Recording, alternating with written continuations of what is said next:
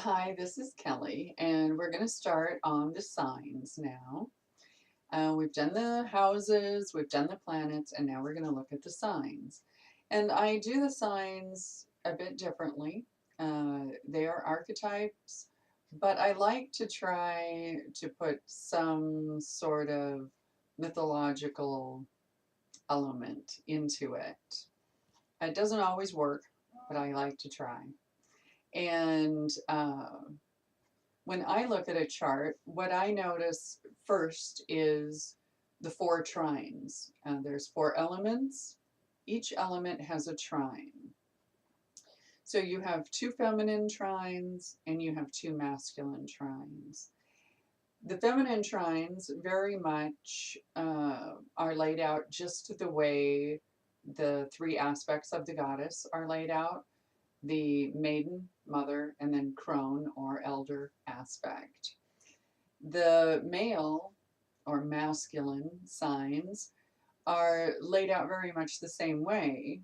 You can look at that trinity as the trinity of Son, Father, Holy Spirit. They're each a step up from the one before, and each a trine, as I said. And when you look at the zodiac and you look at that wheel and really start looking at the elements and looking at it as the elemental trines, you get a different picture because you're seeing the soul evolve through those elements. And so that's the way I look at it, and that's the way I'm going to go through this. Now, I found it very easy to put some sort of mythology into the feminine trines. So that is earth and water. But the masculine trines I had a little bit harder time with, and that is fire and air. So for some of them, we're just going to use the archetype because I just couldn't find a mythological entity to go with it. So when you look at the first trine, which would be the fire trine, and I don't know if I'm going to get through all 12 signs. So when you look at the fire trine, that is Aries, Leo, and then Sagittarius. And when you look at it, you can see the progression through the element.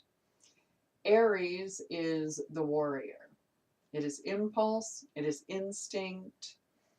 It's ruled by Mars, so it is that aspect of the warrior. So when you're looking at your chart and you have a planet that is in Aries, and like I said before, the planets are kind of like the actors.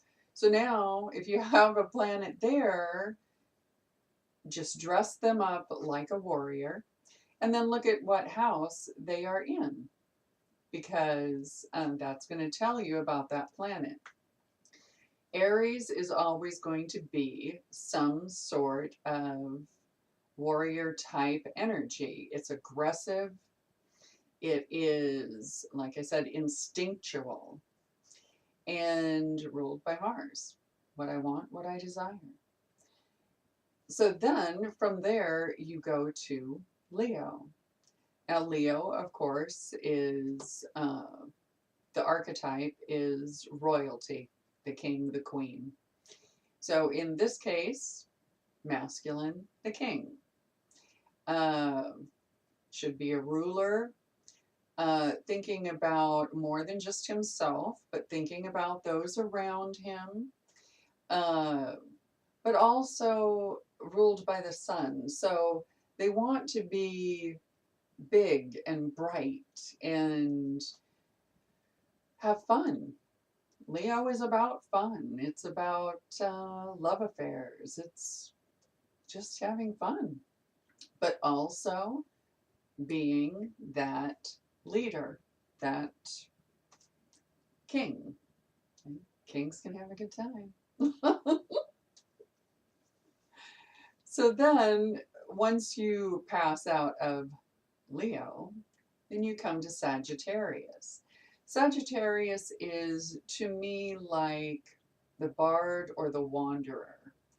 It is that sign where now it's not just about you and it's not just about everyone else, it is about the truth. It's finding your truth becomes the paramount thing, and that is the aspect of the elder. Is, you know, you've gone through life and now you've found your truth, or at least you're seeking it and have found at least quite a bit of your own truth. Now, what is true for you may not be true for somebody else, but this is about your truth. Finding out who you are and what path you are taking. So that's the fire trine. And the next up is going to be Earth. Earth, of course, is Taurus, Virgo, and Capricorn. And the first sign, Taurus, is actually more, there is an Italian faun, which is a feminine form of a forest spirit, very much along the lines of a worshiper of Dionysus. So you have sensuality in all the forms, just the sense itself, you know, the sense of touch, seeing, feeling, tasting, smelling. It's the world of sensations. And that is very much Taurus. And so I look at that as that female Italian faun that is the forest nymph in a way. And you go from there, from that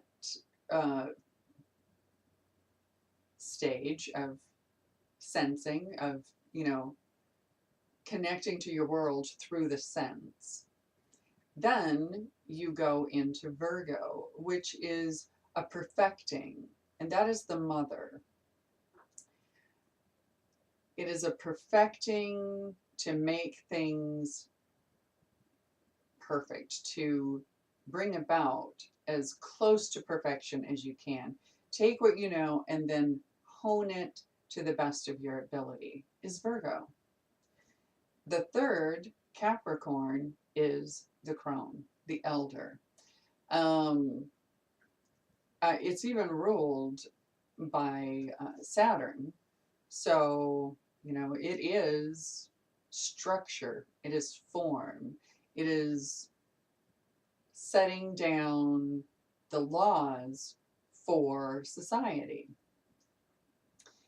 Then you have, of course, then the air trines, which starts out with Gemini, which is the mind, collecting of information.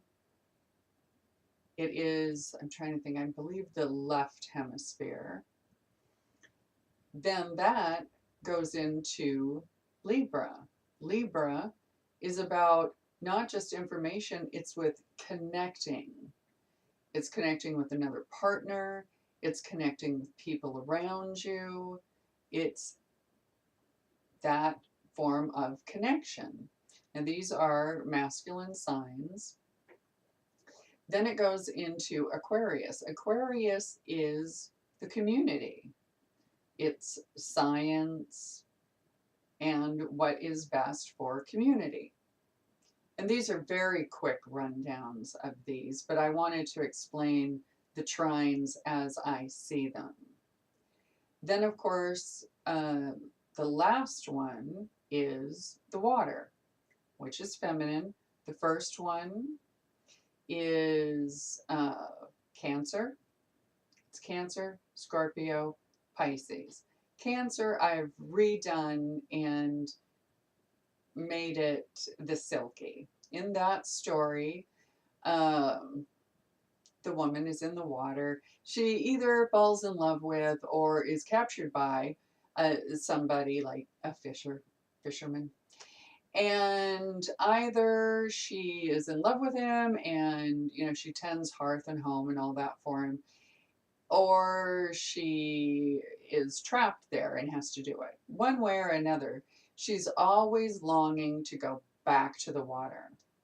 And I see Cancer as a real transition from the earth feminine element to the water feminine element. The crab can go on land or into the water, and so can the selkie. It's just that she is always longing to go back. If she gets onto the land and she's, you know, doing home and hearth, there is always this longing to go home, and it is about home, and that is what Cancer is. Then, and that is, of course, the maiden.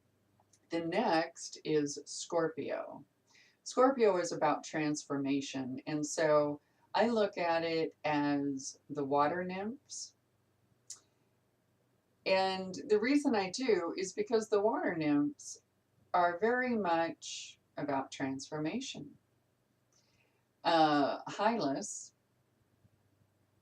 goes to get water, and he's not seen again because he goes to where the water nymphs are. And they more than likely drowned him. But it is about transformation. And it's transformation from going to that physical to the spiritual realm. But also, the people that knew him were transformed because, of course, he is no longer there. So they go from being with him to without him. And so you see that transformation. That is the mother. And if you have ever had children, you know how it does transform you. That is definitely the mother. Then the very last is Pisces.